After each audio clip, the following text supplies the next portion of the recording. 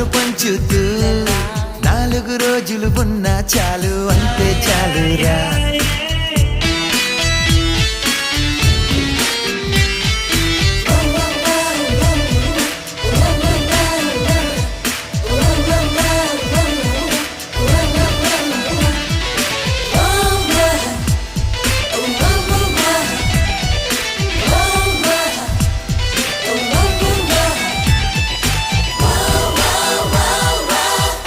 పండుని పొందాలి అంతా ఆనందం, అందిన వెంటనే పంచాలి ఎంతో సంతోషం, అల్లరి పనులే చెయ్యాలి అప్పుడే